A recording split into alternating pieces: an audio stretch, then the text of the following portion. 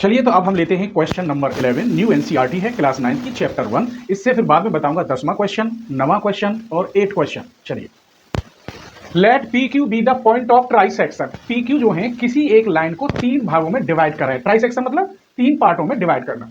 With A B, with P close to A, P A के पास है, A की तरफ है, and Q closer to B, Q B की तरफ है। Using your knowledge of how to find the coordinate of mid point. Mid point के कोऑर्डिनेट हमें निकालने हैं। How would you find the coordinate of P and Q? Do this for the case when the point of ए के point और B के point दे रखें। पहले हम एक लाइन ड्रॉ करेंगे, ए और ये बी। यहां ए के क्लोज पी पॉइंट है और बी के क्लोज क्यू है, और ये कह रहा है ये आपस में तीनों इक्वल है। इक्वल क्यों है कि उसने 3 पार्टों में डिवाइड किया है पी क्यू के द्वारा। तो ए के कोऑर्डिनेट हमारे पास है 4, 7, और बी के कोऑर्डिनेट है हमारे पास 16 और -2। पी के कोऑर्डिनेट मान लीजिए x1, y1, और क्यू के कोऑर्डिनेट मान लीजिए x2, y2।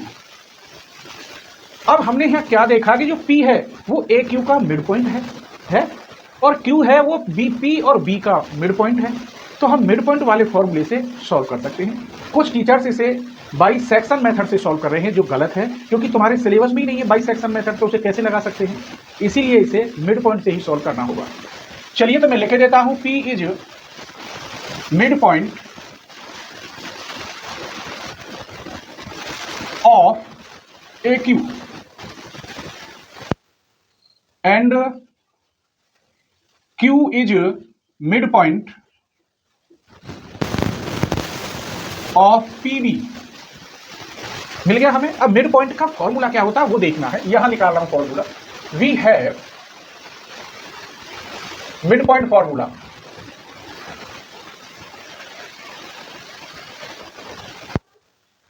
Mid point formula क्या होता है? अगर M के पॉइंट यहां x y हैं और A और B के x1 y1 है, तो ये होता है x1 plus x2/2 y1 plus y2/2। ये फॉर्मूला होता है। तो मैं इसको माने लेता हूं यहां पर x1 और ये y1 और ये x2 y2 और ये p के पॉइंट हैं तुम्हारे जो माने हैं x1 y1, या इसे मिटा दो क्योंकि x1 y1 तो यही रहेंगे। तो यहां से हम लिखेंगे p के पॉइंट x1 y1 इक्वल, ये आपका x1 है और ये x2 है, तो 4 प्लस x2/2 7 प्लस y2/2। ये पॉइंट है। x1 का पॉइंट क्या होगा इसमें? ये पहले वाला 4 प्लस x2/2, और ये y1 का पॉइंट होगा 7 प्लस y2/2। यहां तक कोई परेशानी नहीं हुई होगी। अब हमको ये लेना है q वाला, qx2 y2। तो ये तो x1 है और ये x2 है, तो x1 प्लस 16/2 y1 माइनस के 2, ये x2 y2 है अपॉन 2।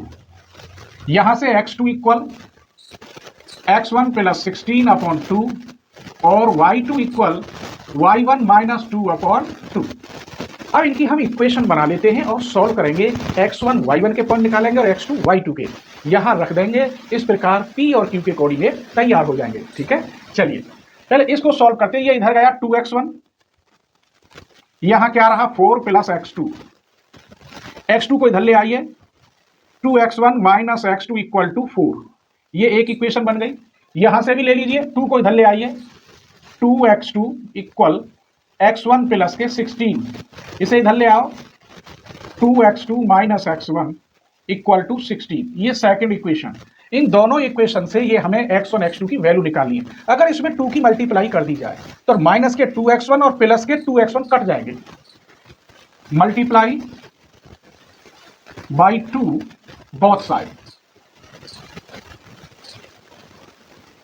तो यहां हो गया 4x2 minus 2x1 equal to 32।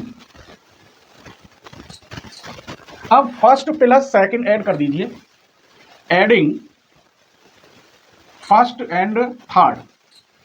First कहां है? 2x1 minus x2 equal to 4, और यहां कितना है 4x2 minus 2x1 equal to 32। देखिए प्लस करने पर ये कट गए, 4 में से एक माइनस जाएगा तो कितने बचेंगे 3x2, और यहां प्लस करोगे तो कितने होंगे 36। इसका मतलब x2 की वैल्यू हो गई 12। x2 की वैल्यू 12 आप यहां रख दीजिए तो x1 का मान मिल जाएगा। ठीक है, आइए इधर रखते हैं, इस इक्वेशन को लेते हैं 2x2 equal to x1 plus 16। x2 की वैल्यू 12 यहां रख दोगे तो 24 हो जाएंगे, 16 इधर माइनस में जाएगा, क्या बचेगा x1। तो x1 की वैल्यू कितनी आ गई 8। हमारे पास वैल्यू मिल गई x1 और x2 की। इसी प्रकार हम y1 और y2 की निकालेंगे। देखिए y1 यहां से 2 की इधर मल्टीप्लाई करेंगे तो 2y1 equal to 7 plus y2, y2 को इधर ले आइए, 2y1 minus y2 equal to 7। ये फर्स्ट इक्वेशन बन गई y में, इसे ले आइए इधर को, तो 2y2 इक्वल टू क्या बचा y1 माइनस 2, 2 की इधर मल्टीप्लाई करेंगे 2y2 तो क्या बचेगा y1 माइनस 2, y1 को इधर ले आइए, 2y2 minus y1 equal to minus 2। इसमें 2 की मल्टीप्लाई कर दे और इसे प्लस कर दे तो y1 कट जाएगा। क्लियर? तो मैं फिर लिख रहा हूं मल्टीप्लाई y2 बोथ साइड, तो यहां हो गया 4y2 माइनस 2y1, यहां माइनस के 4, adding first and third. First कहां ये रही 2y1 minus y2 equal to 7, third ये रही 4y2 minus 2y1 equal to minus 4। ये प्लस करने पर कट गए, 4 में से एक माइनस जाएगा तो 3y2 इक्वल टू यहां कितना बचा 3, यहां निकाल लेंगे तो y2 इक्वल टू हो गया 3/3, 3/3 यानी 1, तो y2 की वैल्यू कितनी हो गई 1। अब ये वैल्यू 1 है, इसे आप यहां रख दीजिए या यहां रख दीजिए, 2y2 minus y1 equal to minus के 2, यहां 1 रख दोगे तो 2 माइनस y1 माइनस 2, ये इधर जाएगा तो माइनस के हो जाएंगे 4, माइनस दोनों तरफ से कट कर दो तो y1 की वैल्यू 4, ये y1 की हो गई। और y2 की कहां है आपकी वैल्यू, y2 की वैल्यू ये रही। तो पॉइंट P के पॉइंट क्या थे, x1 y1 कहां है, x1 आपका ये रहा, x2 तो ये रहा, x1 कहां है, x1 ये रहा पॉइंट 8 और y1 कहां है आपका, y1 ये रहा 4, और Q के पॉइंट x2 y2, x2 ये रहा 12 और y2 कहां ये रहा 1। इस प्रकार इस क्वेश्चन को हम सॉल्व करते हैं। ठीक है, स्क्रीनशॉट ले लीजिए। साइड चल रही है चैप्टर 1 की। Use the connection you found to find the coordinate of B given that m के पॉइंट दे रखे हैं, इज द मिड पॉइंट, ये मिड पॉइंट है ऑफ a एंड b, तो b के कोऑर्डिनेट हमें फाइंड करने हैं। तो m के पॉइंट क्या है यहाँ -7, 1, a के पॉइंट 3, -4 और b के पॉइंट हैं x, y। इस पॉइंट को हम कहते हैं x1 y1 और इसे कह सकते हैं x2 y2। m के पॉइंट ये रहे, केवल आपको मिड पॉइंट वाला फॉर्मूला लगाना है। आइए we have mid point formula.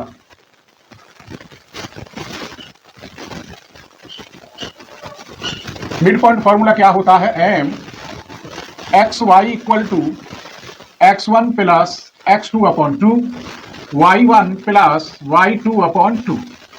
तो m के कोऑर्डिनेट क्या है यहां पर -7, 1, x1 क्या है 3 प्लस x2 x/2, y1 क्या है -4 प्लस y/2।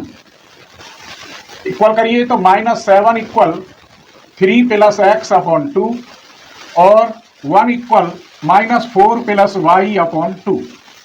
ये 2 इधर मल्टीप्लाई में जाएगा तो -40, 3 प्लस x, 3 भी माइनस में जाएगा, -14 - 3 इक्वल टू x, माइनस के 17 हो गए इक्वल टू x। यहाँ 2 इधर मल्टीप्लाई में जाएगा तो 2 इक्वल टू -4 प्लस y, ये 4 इधर प्लस में हो जाएगा तो 2 प्लस 4 इक्वल y और ये 6 इक्वल टू y। हमारे पास x की वैल्यू तैयार है और y की, तो b के कोऑर्डिनेट क्या होंगे, इन्हीं को पूछ रहा था। x y इक्वल b के कोऑर्डिनेट, x की वैल्यू कितनी है -17 और y की वैल्यू 6। इस प्रकार ये छोटा सा क्वेश्चन सॉल्व हो गया। ठीक है, स्क्रीनशॉट ले लीजिए। नंबर 12 का फर्स्ट पार्ट देखिए, given the point A B C so that they lie on the circle के whose centre is origin, what is the radius of the circle. एक यहां सर्किल बनाते हैं, इसका सेंटर ये है और ये 0, 0 है ओरिजिन, और इस पर 3 पॉइंट हैं, यहां मैं बना रहा हूं ए, तो ए के पॉइंट क्या है 1 -8, बी के पॉइंट क्या है -4 7 और सी के पॉइंट -7 -4। ये कह रहा है ये लाई करेंगे ऑन द सर्किल के whose radius is origin, centre is origin, तो ये रेडियस के है। अब हमको ये देखना है कि हम डिस्टेंस फॉर्मूला लगाएंगे, सभी की इक्वल रेडियस आती है, इसका भी जो वैल्यू और इसकी सेम आती है, तो वही रेडियस होगी और वही के की वैल्यू होगी। तो distance formula from origin, distance formula from origin क्या होता है, अंडर रूट के अंदर x² प्लस y²। अब हमें निकालना है ये अगर O पॉइंट है तो OA तो ये 1 का स्क्वायर, x की जगह पे ये 1 है, y की जगह पर -8, तो 1 का स्क्वायर प्लस -8 का स्क्वायर, ये हो गया 1 + 64 अंडर रूट 65। ऐसे ही OB निकालना है, यहां निकाल दो OB, डिस्टेंस फॉर्मूला ही लगा रहे हैं, x ये है और ये y है, ये x है और ये y है, तो -4 का स्क्वायर प्लस 7 का स्क्वायर, ये 4 4 जा 16, 7 7 जा 49, तो OB इक्वल टू ये भी इतना ही हुआ। अब हमको OC निकालना है, ये x है ये y है, तो -7 का स्क्वायर प्लस -4 का होल स्क्वायर, 7 7 जा 49, 4 4 जा 16, ये भी अंडर रूट 65 हो गया। हमने क्या देखा कि जो OA है वही OB है और वही OC है, और कितना है ये अंडर रूट 65, और रेडियस सर्किल की कह रहा था K, तो किसका मतलब K की जो वैल्यू है रेडियस ऑफ सर्किल वो कितनी है 65। तो आप लिख सकते हैं radius of circle K equal to under root 65। ये फर्स्ट पार्ट सॉल्व हो गया। सेकंड पार्ट में 2 पॉइंट दे रखे हैं और वो कह रहा है इनमें से कौन सा लाई करेगा इनसाइड द सर्किल और कौन सा लाई करेगा आउटसाइड द सर्किल। सर्किल यही होगा, यही हम 2 पॉइंट बना लेंगे। अगर बाहर जा रहा होगा तो रेडियस ज्यादा होगी 65 से उसकी, और अंदर रह जाएगा तो 65 से रेडियस उसकी कम होगी। स्क्रीनशॉट ले लीजिए।